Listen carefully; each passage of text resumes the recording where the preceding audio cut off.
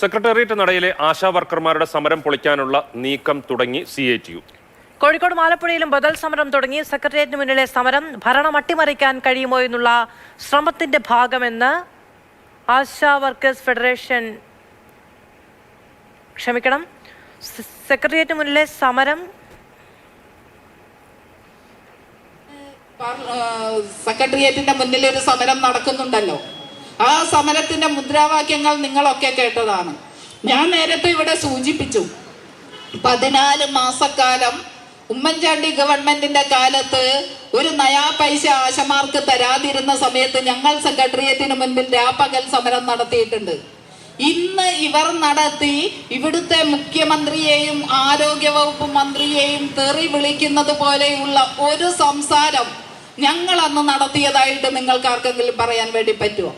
ഈ ഭരണകൂടത്തെ അധിക്ഷേപിക്കുന്ന തരത്തിൽ, ഈ ഭരണകൂടം ഒന്നിനും പറ്റാത്തതാണ് എന്ന് വരുത്തി തീർക്കുന്ന തരത്തിൽ, ഈ ഭരണത്തെ അട്ടിമറിക്കാൻ ഏതെങ്കിലും തരത്തിലുള്ള ഇടപെടൽ നടത്താൻ പറ്റുമോ എന്ന് ചിന്തിക്കുകയും പ്രവർത്തിക്കുകയും ചെയ്തുകൊണ്ടിരിക്കുന്ന ഒരു സ്ഥിതിവിശേഷമാണ് അവിടെ കാണാൻ കഴിയുന്നത്.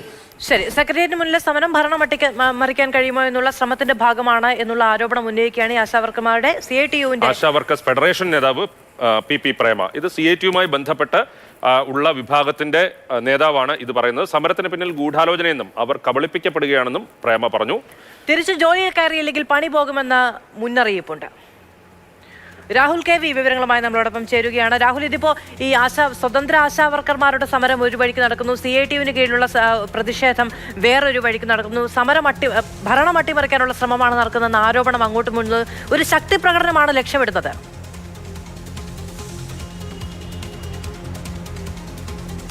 അത് സെക്രട്ടേറിയറ്റിന് മുൻപിലുള്ള സമരത്തെ അപഹസിച്ചുകൊണ്ട് നേരത്തെ തന്നെ നേതാക്കളുടെ പ്രതികരണങ്ങൾ വന്നതാണ്. പ്രത്യേകിച്ച് CITU നേതാവായ എളമരം കരീമിൻ്റെ ഭാഗത്തു നിന്നൊക്കെ.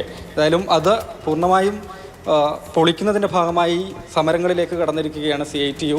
കോഴിക്കോട് ഇൻകം ടാക്സ് ഓഫീസിന് മുൻപിലാണ് സമരം നടക്കുന്നത്. ആലപ്പുഴയിലും സമരമാണ്. നാളെ തിരുവനന്തപുരത്തും സമരം നടക്കാൻ പോവുകയാണ്. ഇർക്കിൽ സംഘടനയാണ് സെക്രട്ടേറിയറ്റിന് മുൻപിൽ പ്രതിഷേധിക്കുന്നത് എന്നാണ് നേരത്തെ എളമരം കരീം പ്രതികരിച്ചിരുന്നത്. ഇപ്പോൾ ഈ സമരവുമായി രംഗത്ത് വന്നിരിക്കുന്ന CITU നേതൃത്വത്തിലുള്ള ആശാ വർക്കേഴ്സ് ഫെഡറേഷനും അതുതന്നെയാണ് പറയുന്നത്. 26,000-ലധികം ആശാ പ്രവർത്തകരുണ്ട് സംസ്ഥാനത്ത്. അതിൽ 20,000-ലധികവും CITUവിൻ്റെ ഭാഗമായി പ്രവർത്തിക്കുന്നവരാണ്.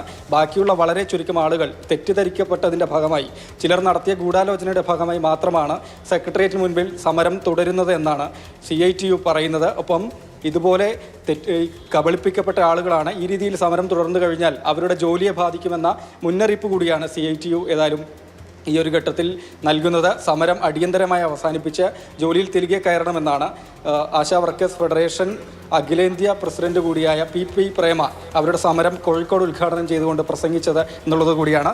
സമരം ചെയ്യേണ്ടുന്നത് സംസ്ഥാന സർക്കാരിനെതിരെയല്ല, ആരോഗ്യമന്ത്രിയെയല്ല സഭ്യം പറയേണ്ടത്, സംസ്ഥാനത്തെ ഭരണകർത്താക്കളെയല്ല സഭ്യം പറയേണ്ടത്, ആശാപ്രവർത്തകരുടെ ആനുകൂല്യങ്ങളെല്ലാം വെട്ടിക്കുറച്ച് അവരുടെ ജോലി ഇല്ലാതാക്കുന്ന കേന്ദ്രത്തിനെതിരെയാണ് സമരം ചെയ്യേണ്ടത്. അല്ലാതെ മറ്റു ഗൂഢാലോചനകളുടെ ഭാഗമായി സർക്കാരിനെ അട്ടിമറിക്കാൻ കഴിയുമോ എന്ന നീക്കം നടത്തുന്നവരുടെ ഗൂഢാലോചനയുടെ ഭാഗമായി സെക്രട്ടറിയേറ്റിന് മുൻപിൽ സമരം തുടരുകയല്ല വേണ്ടതെന്നുകൂടിയാണ് CITU പറയുന്നത്. നാളെ വിവരങ്ങൾ നൽകിയത്.